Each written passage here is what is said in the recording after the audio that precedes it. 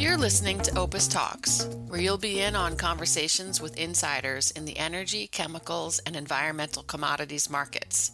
Guests share insights into the latest trends and innovations, industry challenges, and much more. Let's dive into the conversations that explore where the energy economy is headed, right here on OPIS Talks.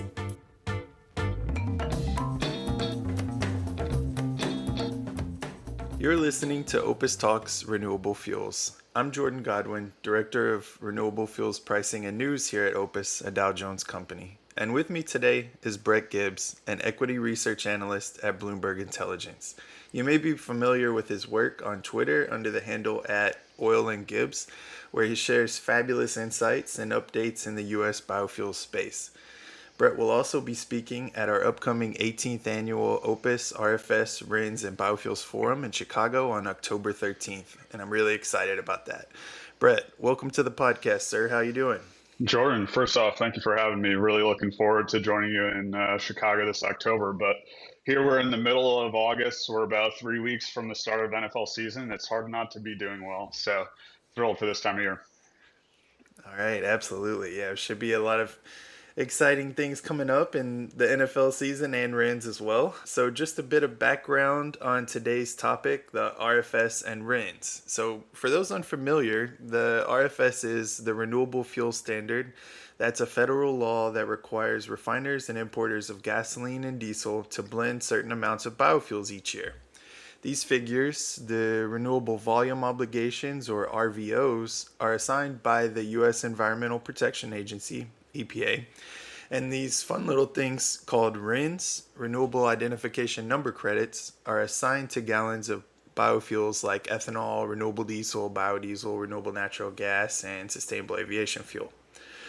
Those RINs serve as a sort of token of compliance, which are often traded in the marketplace, and OPIS provides daily price assessments for those credits.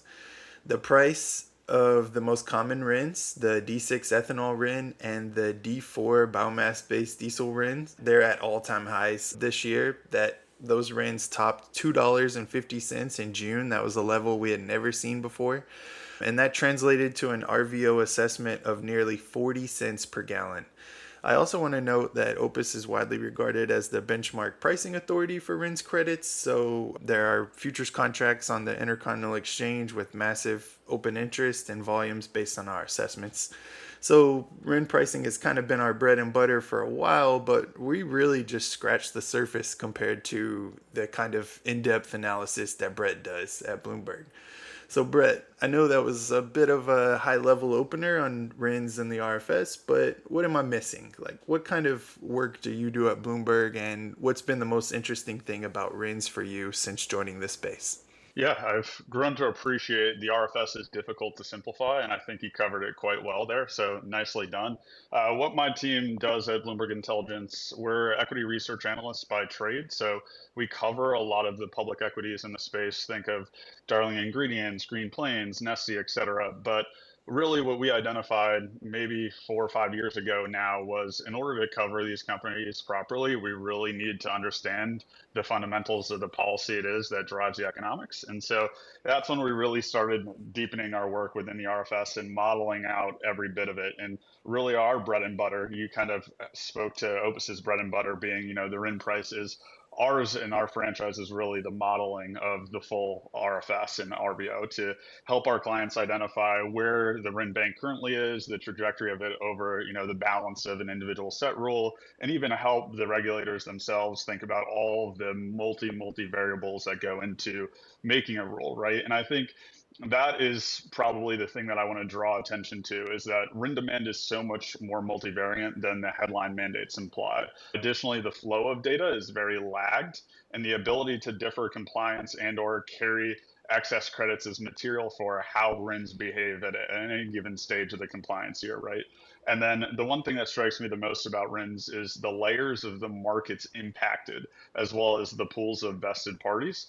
You can perform the most comprehensive fundamental analysis and still have vulnerabilities across policy, legal, or physical flows. It's just a very, very dense market. So it's highly involved, a fluid space that I think presents a lot of opportunity. Particularly what's odd is RINs really isn't the core competency of a lot of the stakeholders that are truly, impacted by it. So I think it's a very, very fun space to be in.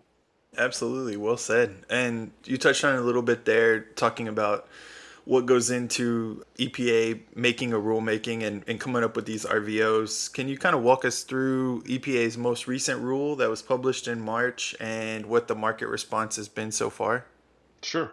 The EPA finalized Set 2, which again, this space is full of little abbreviations or acronyms. So Jordan and I will try and explain those as clear as possible. But Set 2 was the renewable volume obligations for the 2026 and 2027 obligation year. And the most important piece of that finalization was the biomass-based diesel category, or what we'll call as D4.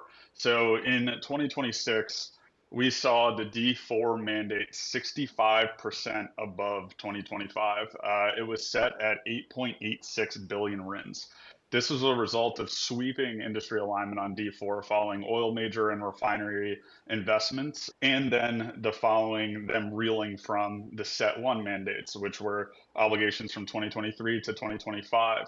Then, after you had this broad stakeholder alignment, it emerged as a savvy outlet for the policymakers to really counter China exposed soybean oil consumption or soybean consumption broadly. So I mentioned that 8.86 billion RINs is the headline number, but additionally on top of that, there are about 1 billion RINs per year reallocated to mitigate the impact of what was rather unexpected SRE grants in August of 2025 that really addressed exemptions for multiple years in a single compliance period. So you got exemptions for 2023 all the way up to, we're still waiting on 2025, but those impacted the compliance years. So the EPA reallocated to counteract that. So the market following that finalization experienced a bit of whiplash because finalization was delayed. We got final rules in late March. By statute, they were due in the first week of November, November 1. And so entering that phase, you had a lot of pulled forward maintenance into 1Q. You had idle facilities that scrambled very quickly to try and ramp up volumes. Additionally, you had foreign suppliers who they were looking at their screens, and Europe was very, very strong in the back half of 2025, and they had booked volumes all the way through in the beginning part of 2025. So you had a very quick whipsaw effect that manifested in this RIN run up. Now the market has chewed through much of that RIN bank buffer that we had, at least as we calculate there was at the end of 2025. We're still waiting for final data there, but there wasn't a huge chance for the market to catch up. Then enter the Iran escalation. That was very, very quickly thereafter. And this kept a bid into Europe that drew exports and trapped potential imports. And that really manifested itself into those record RIN prices, Jordan, that you mentioned at the top, right? We reached $2.50. We've since come off that a little bit, and we're hovering around $2.20, give or take, by the day. Yeah, so EPA came out with that huge number, right? And the huge biomass based diesel D4 number that you had mentioned. And in the early months of the RIN generation in 2026, it looked like we were lagging significantly behind pace. But I know we got a little boost, I guess, in the most recent data. You did mention there's a little bit of a lag there. But what's the latest? Like, what kind of trends are you tracking in that monthly RIN generation data, and what's our current trajectory? Yeah, so the latest data we have at the time that we're speaking, we're expecting July data to come out here the third Thursday of August. So all we have right now is June data, but domestic renewable diesel generation in June smashed previous monthly records, which was December 2024, right before the 45Z tax credit really took place. And it beat that record by 9%. So it was well above, I think, where a lot of people thought based off of just the typical step up. So in June, total D4 and D5 generation was 862 million RINs. This was 11% above May. However, when we're talking about very, very strong production numbers, comparing this against what the monthly needs are. So we have, again, calculated because there are so many layers within implied RIN demand for the D4, D5 category alone, based off of the amount of exports that we saw in the June print, which again lags another 30 days. So it's really May exports that you're seeing in June data. But including 124 million RIN exports, the total demand was about 960 million RINs. So even with that record production number of about 862 million, we're still drawing the RIN bank by about 100 million RINs within the month of June. Now, when we're looking into July and into the balance of the year, so U.S. production strength, I think, will probably continue in July based off of where margins are. Margins right now on the screen are about anywhere from $3 to $3.50 on a gross basis. To put that in perspective, last year we were sub $1. So these are very, very material margins, and everyone is trying everything that they can. If everyone's in the money, so you're trying to produce as much as you can today. Now, this should manifest itself in, again, pretty strong July data. However, looking into August, we really start to see the impact of some downtime take hold. So within this space, unlike conventional refining, you really have short catalyst life cycle, which is the indicator of when you have to take a plant down for maintenance. And typically the industry can stretch anywhere from 12 to 18 months before they have to undergo downtime. But right now what we're seeing is there's already some downtime booked for August. So we're calculating based off of the existing announcements about 55 million RINs of downtime in August. So that's something to be on the lookout for. We think, again, July will be strong, but you'll see a little bit of this maintenance catch up in August. The last bit of that we're tracking is the flow of net exports. So again, we've seen a very, very strong export pull throughout the year because of just early bookings and then the strength in Iran. So biodiesel and SAF imports right now may moderately improve in July, but meanwhile, we don't see a ton of imports coming while exports are still being booked to Europe. So that's something to track here throughout the balance of the year, because we really do need to see the flip of what is currently net exports to flip to net imports. And the way that RIN balances are on a tight perspective, you don't have a lot of time or flexibility or give for some incremental downtime here beyond what we already have in August. So it's a very, very tight market throughout the balance of the year. Wow, it feels like walking on a tightrope, the way you describe it. I want to shout out also, I know we already mentioned your X Twitter handle, but I want to shout out also, you do really cool work on the poll with the monthly RIN generation. Can you talk about that a little bit? What does that look like? When did that start? And what's been kind of the most interesting thing to come out of that? Yeah, it's been a fun thing, and this is what I'd encourage anyone to. Really, my intentions behind the X account and all we do is really to bring clarity to what is a very, very dense, hard to follow market. So I'm always open for ideas and ways that we can help out the market and bring some clarity there. So it was all just going up into it where I was fielding a ton of questions. What's your view? What are you hearing? And I was like, you know what? Let's just put it out there. And while we have to put the disclaimer around anything on X of you don't know who's responding to this poll, I think it gives you at least a little bit of color. So we put one out for the July data this morning, and the ranges were less than 825 million, 825 million to roughly 850 million, 850 to 875, and then greater than 875.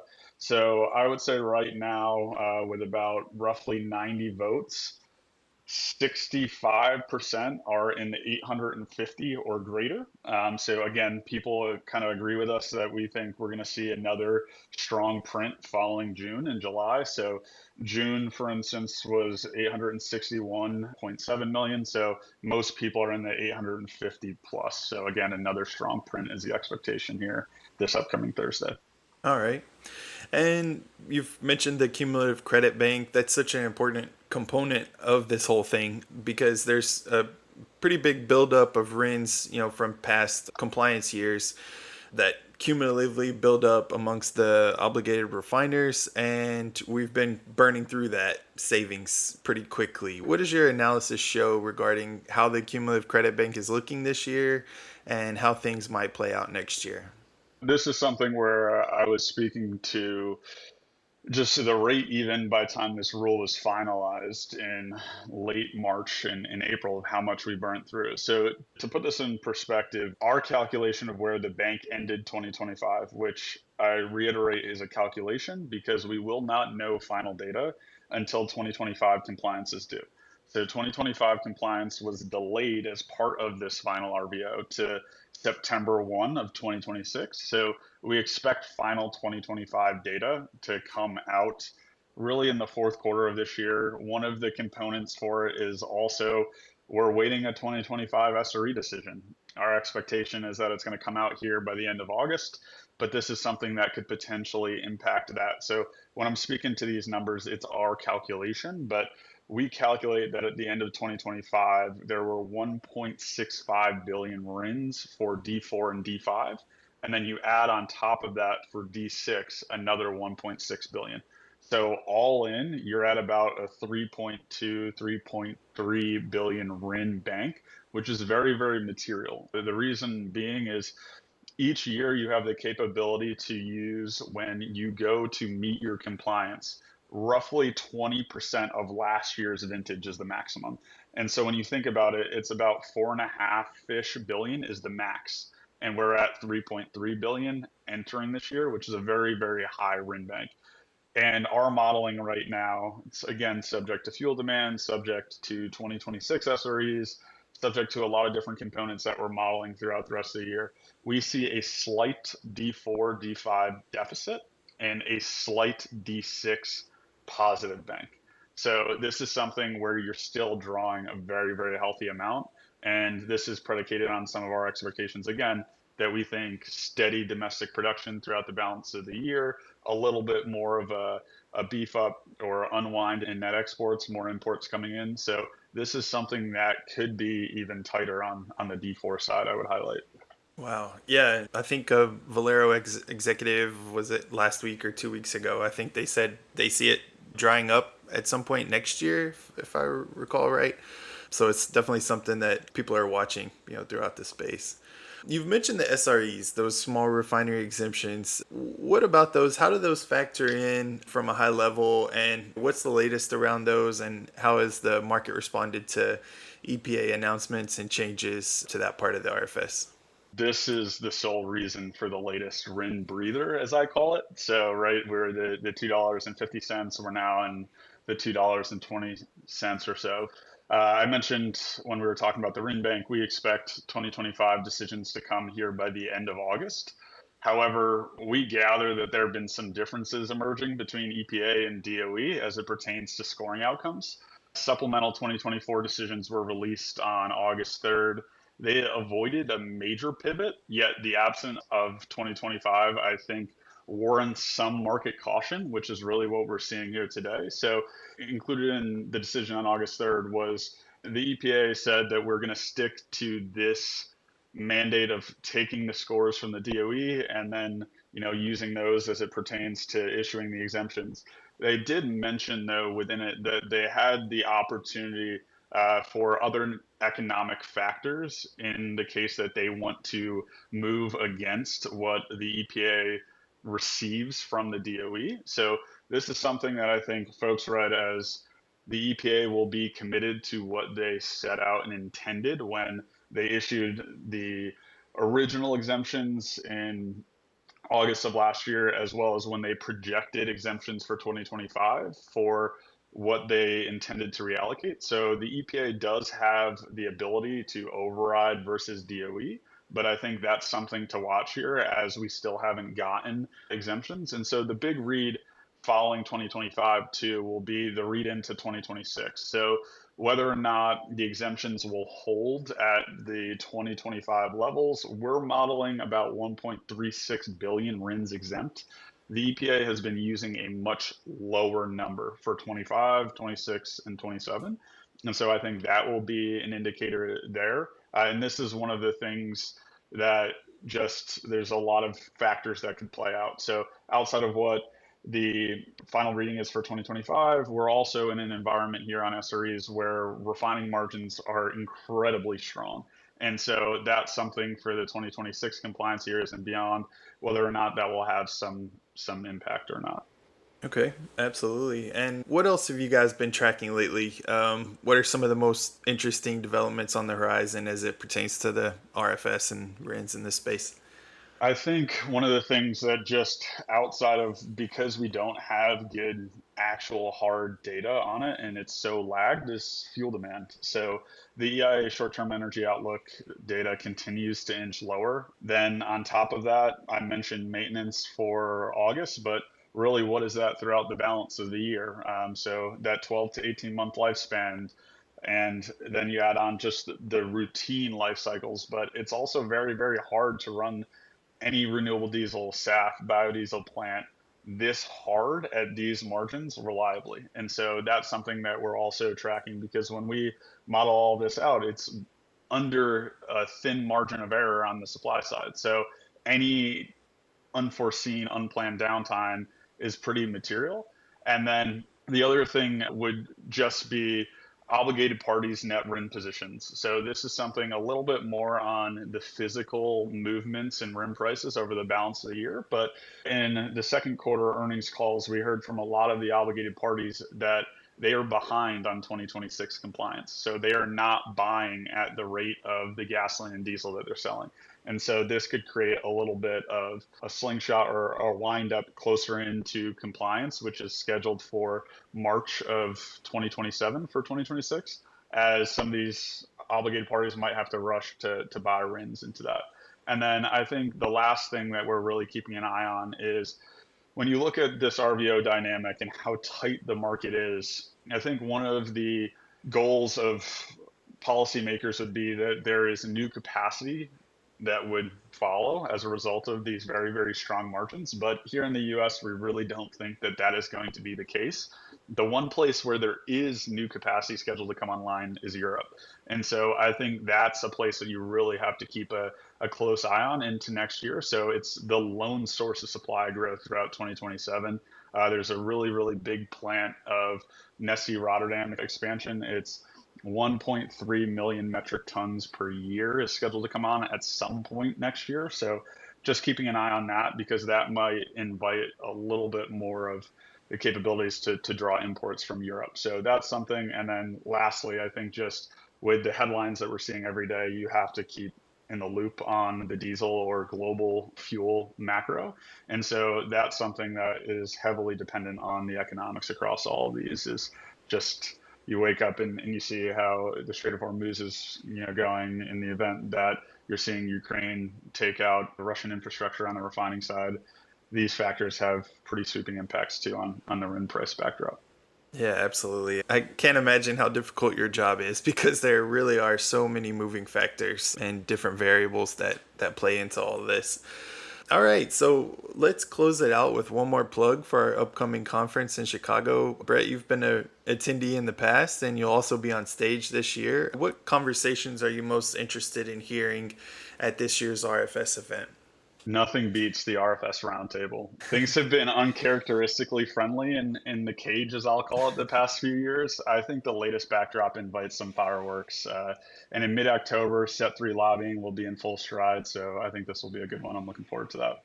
Absolutely. You make a great point. It seems like the ethanol lobbyists and the oil and refining lobbyists have been way too friendly the past couple years, but they had some sparring and some big showdowns over like E15 legislation over the past couple months. So I'm sure they'll have plenty to say for sure. Thanks so much again, Brett, for all of your insights. I look forward to hearing you speak on stage in Chicago, and we hope to see you all there. There should be a link in your show notes, so be sure to follow that to get more information. Thank you and have a wonderful day. We hope you've enjoyed today's insider conversation on Opus Talks. Join us next time for a deep dive into another industry insider's world. You can find more Opus Talks episodes at opusnet.com/podcasts or wherever you listen to your favorite podcasts.